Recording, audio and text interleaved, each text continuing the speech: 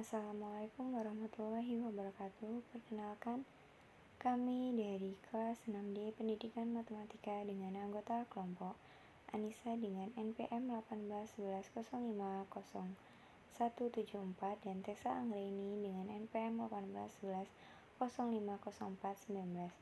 Baik, di sini kami akan mempresentasikan hasil kerja dari kelompok kami pada materi deret Taylor dan deret Lorentz yang diampu oleh dosen Rika Rahmawati, MPD. Pada materi yang pertama akan disampaikan oleh Saudari Tessa Anggreni.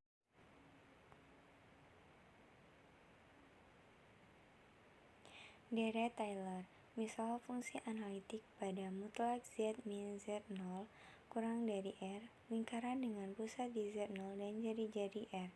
Maka untuk setiap titik Z pada lingkaran itu, Fi dapat dinyatakan sebagai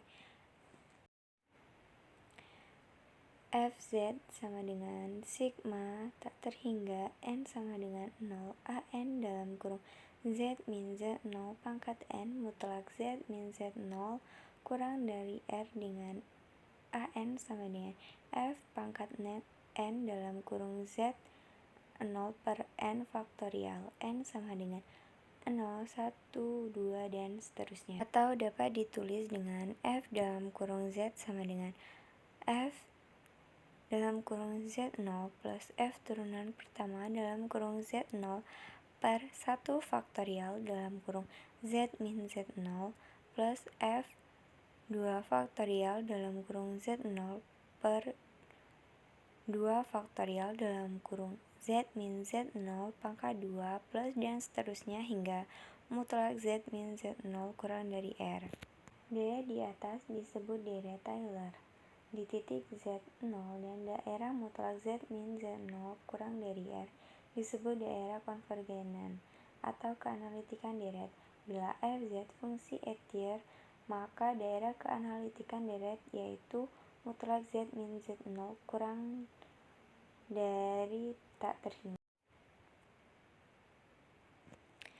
Apabila Z0 sama dengan 0, maka deret disebut deret Maclaurin yang berbentuk F dalam kurung Z sama dengan sigma tak terhingga N sama dengan 0 F pangkat N dalam kurung 0 per N faktorial Z pangkat N mutlak Z kurang dari R. Dalam perderetan atau mengekspansikan suatu fungsi akan lebih mudah dilakukan asalkan kita sudah mempunyai perderetan dari fungsi tertentu. Caranya dengan melihat pola dasar bentuk perderetan suatu fungsi tertentu tersebut dan daerah keanalitikannya. Contoh soal dan pembahasan Fx sama dengan sin X. Uraikan dengan deret Taylor pada X sama dengan pi per 4. Pembahasan langkah yang pertama, F turunan pertama adalah sin X dengan hasil F pi per 4 sama dengan setengah akar 2. F turunan kedua adalah cos X dengan hasil F pi per 4 sama dengan setengah akar 2. F turunan ketiga sama dengan min sin X dengan hasil F pi per 4 sama dengan min setengah akar 2. F turunan keempat sama dengan sin X dengan hasil F pi per 4 sama dengan setengah akar 2. Langkah yang kedua, kita masukkan pi per 4 ke dalam rumus, yaitu sin X sama dengan F pi per 4 plus F turunan pertama pi per 4 per 1 faktorial dalam kurung X min pi per 4 plus F turunan kedua pi per 4 per 2 faktorial dalam kurung X min pi per 4 pangkat 2 dan seterusnya. Lalu kita masukkan hasilnya ke dalam rumus selanjutnya, yaitu sin X sama dengan setengah akar 2 plus setengah akar 2 per 1 faktorial dalam kurung X min pi per 4 plus setengah akar 2 per 2 faktorial dalam kurung X min pi per 4 pangkat 2 plus setengah akar 2 per 3 faktorial dalam kurung X min pi per 4 pangkat 3 plus dan seterusnya hingga setengah akar 2 per n faktorial dalam kurung x min pi per 4 pangkat n. Baik, presentasi yang kedua akan disampaikan oleh saudari Anissa. Deret-Lawrence. Apabila fungsi fz tidak analitik di Z sama dengan Z0, maka fungsi fz tidak dapat diperderetkan dalam deret Taylor di Z sama dengan Z0. Agar fungsi fz dapat diperderetkan di Z sama dengan Z0, maka dilakukan dengan cara membuang titik singular Z sama dengan Z0 dari daerah mutlak Z kurang Z0 kurang dari R, sehingga didapatkan daerah R1 kurang dari Z mutlak kurang Z0 kurang dari R2 dalam kurung cincin atau anulus, yang merupakan daerah keanalitikan fungsi fz. Hal ini telah dilakukan oleh Lawrence sebagaimana dijelaskan berikut. Misalkan fz tidak analitik di Z sama dengan Z0, tetapi analitik pada anulus R1 kurang dari Z mutlak kurang Z0 kurang dari R2.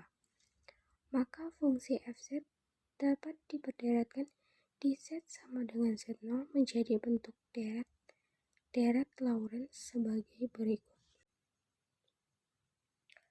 Lanjutannya, fz sama dengan sigma tak terhingga n sama dengan 0 an dalam kurung Z min Z0 pangkat n ditambah sigma tak terhingga n sama dengan 1 bn dibagi dalam kurung Z min Z0 pangkat n dengan R1 kurang dari mutlak Z kurang Z0 kurang dari R2 dengan an sama dengan 1 dibagi 2 pi integral dengan batas bawah C fz dibagi dalam kurung Z min Z0 pangkat n plus 1 dz dengan n sama dengan 0, 1, 2, dan seterusnya.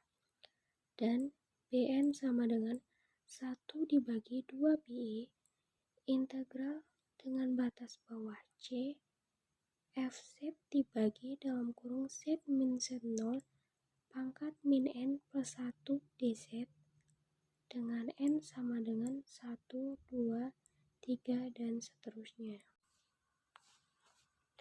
Selanjutnya, suku pertama di ruas kanan tidak lain adalah deret Taylor, dan suku keduanya yang berupa polinomial berpangkat negatif disebut sebagai bagian utama dari deret Lawrence. Jadi, secara umum deret Lawrence terdiri dari dua bagian, deret Taylor dan bagian utamanya. Lintasan C merupakan lintasan tertutup sederhana yang terletak di dalam anulus yang melingkupi Z0.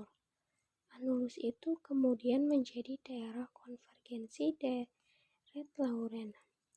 Notasi lain yang biasa digunakan untuk menyatakan bentuk deret Lawrence yaitu fz sama dengan sigma tak terhingga n sama dengan min tak terhingga Cn dalam kurung Z min Z0 pangkat n dengan R kurang dari Z mutlak min Z0 kurang dari R2 dengan Cn sama dengan 1 per 2 pi integral dengan batas bawah C fz dibagi dalam kurung Z min Z0 pangkat n plus 1 dz dengan n sama dengan 0 kurang lebih dari 1 kurang lebih dari 2 dan seterusnya. Contoh soal dan pembahasan. Uraikan deret Lawrence dari fungsi fz sin dalam kurung 1 per z pada daerah konvergensi Z mutlak lebih besar dari 0. Pembahasan. Karena daerah konvergensinya adalah Z mutlak lebih dari 0, maka penyelesaian melibatkan prinsipal part deret Lawrence.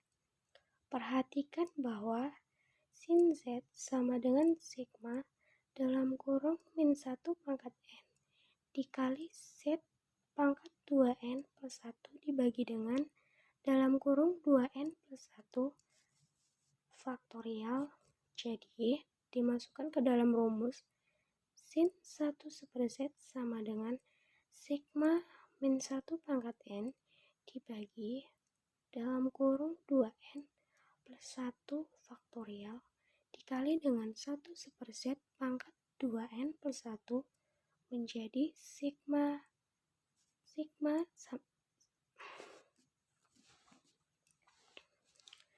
sama dengan sigma dalam kurung min 1 pangkat N dibagi dengan dalam kurung 2N plus 1 faktorial dikali Z pangkat 2N plus 1.